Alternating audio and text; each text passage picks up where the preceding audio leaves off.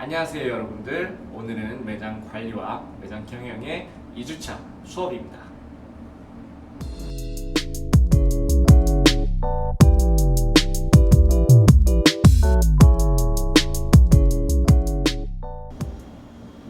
(2주차까지만) 이 두 개의 과목이 함께 진행이 되고 3주차부터는 각각의 이론 수업으로 진행이 될 예정입니다. 그럼 오늘은 라떼아트 기초에 대해서 알아보도록 하겠습니다. 자, 그럼 잔을 잡는 파지법부터 알아보겠습니다.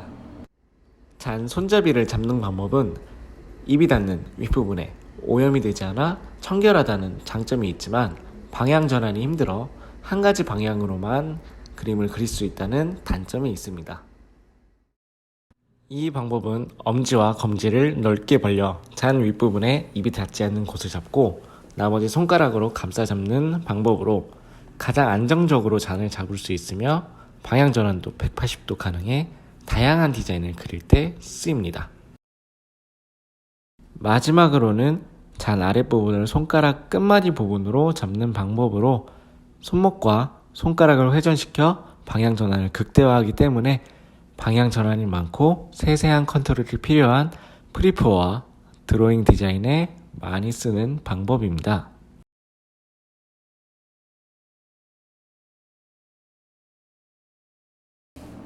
다음으로는 피처를 잡는 방법입니다. 엄지를 제외한 나머지 손가락으로 스팀 피처 손잡이를 감싸 잡고 엄지손가락은 손잡이 부분에 그대로 기대어 잡는 방법입니다.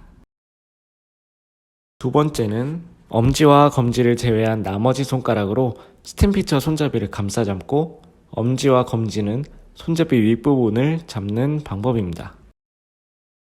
마지막 방법으로는 첫 번째 방법처럼 감싸 잡고 엄지로 손잡이 윗부분을 덮어 잡는 방법입니다.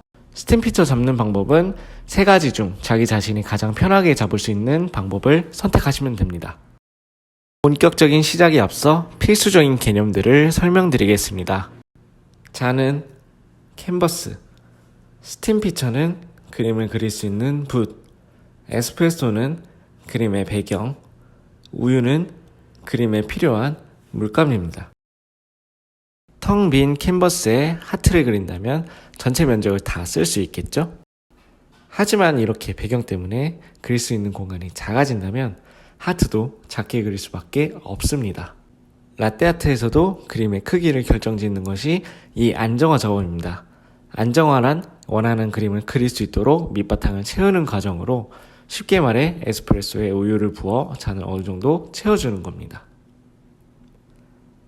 이때 안정화가 적게 되었을 때는 그릴 수 있는 공간이 많아져 그림이 커지게 되고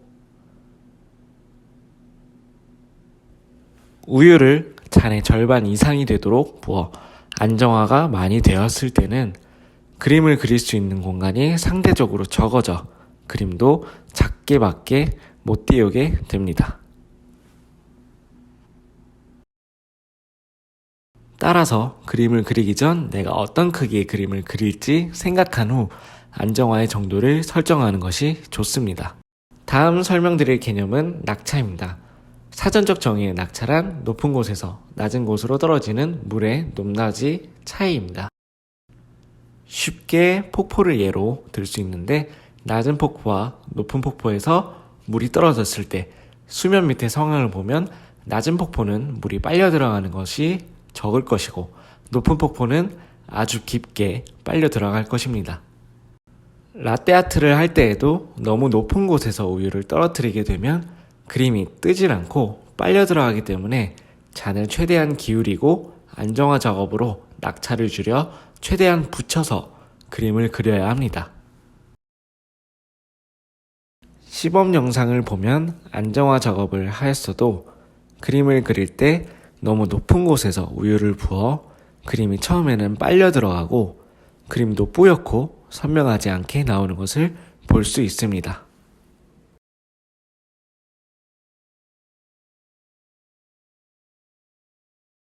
따라서 그림을 그릴 때 안정화 작업 이후에 커피 표면에 스팀 피처 끝부분을 최대한 가깝게 해 그림이 빨려 들어가지 않고 표면에 뜰 수 있게 해야 합니다.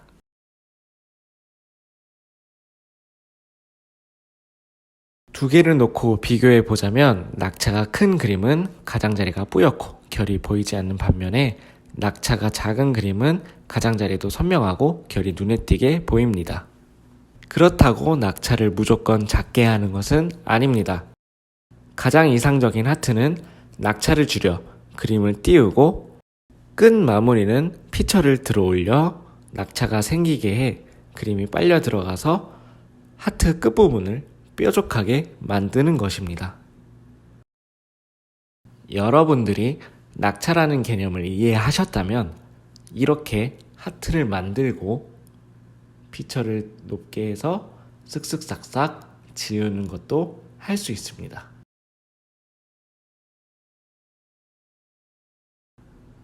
다음으로는 커피 원두의 로스팅 정도에 따라 나타나는 그림의 특성입니다. 먼저 약볶음도의 원두로 그림을 그렸을 때 에스프레소에 힘이 부족해서 우유를 잡아주질 못해 그림이 넓게 퍼질 수가 있습니다. 다음으로 강볶음도의 원두로 그렸을 때 에스프레소가 우유에 밀리지 않고 지탱해 주어 좀 더 힘있고 단정한 그림을 그릴 수 있습니다. 안정화는 비슷하게 했지만 로스팅 정도에 따라 그림의 형태가 달라진 걸 볼 수 있습니다. 그래서 라떼아트 연습할 때 강배전 원두를 많이 사용하는데 스페셜티 커피 매장에서 손님들에게 제공되는 원두는 중, 약배전 원두일 경우가 많아 그에 따른 연습도 필요합니다. 다음은 우유의 스티밍에 따른 그림 형태입니다. 첫 번째 영상 보시겠습니다.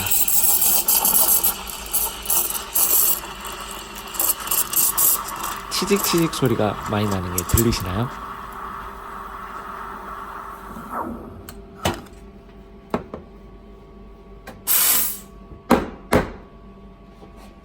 우유를 흔들었을 때도 찰랑찰랑이 아닌 덩어리지는 게 보이실 겁니다. 공기 주입을 너무 오래 해 우유 거품을 많이 낼 경우 그림의 결이 두꺼워져 원하는 그림이 안 나오게 되고 메뉴도 라떼가 아닌 카푸치노가 됩니다. 두 번째, 거품과 우유가 혼합이 안 될 때입니다.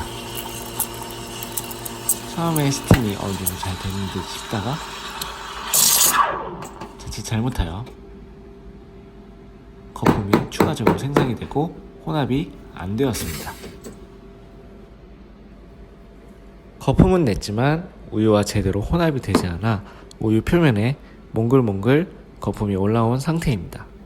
이 상태에서 그림을 그리게 되면 당연히 커피 위에도 거품이 올라오게 되고 이 거품 때문에 그림도 찌그러지게 되어 원하는 그림이 안 나오게 됩니다.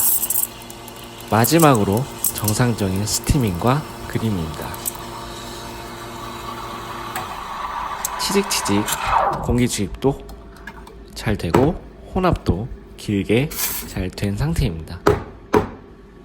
우유를 흔들어 보면 찰랑찰랑 표면에는 거품이 없이 매끈한 상태입니다.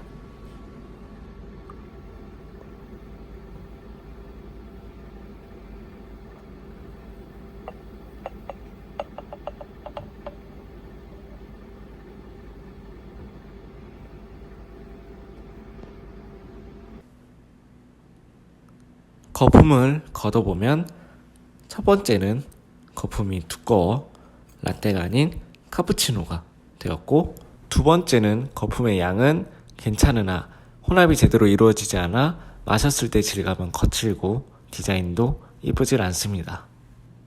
세 번째는 거품의 양, 질감, 디자인까지 모두 괜찮은 상태입니다. 2주차 라떼아트 기초 수업은 여기까지입니다. 다음 주부터는 3강, 매장 관리, 매장 경영의 각각 다른 이론 수업으로 진행될 예정입니다. 그럼 학생 여러분, 다음 주에 또 만나요.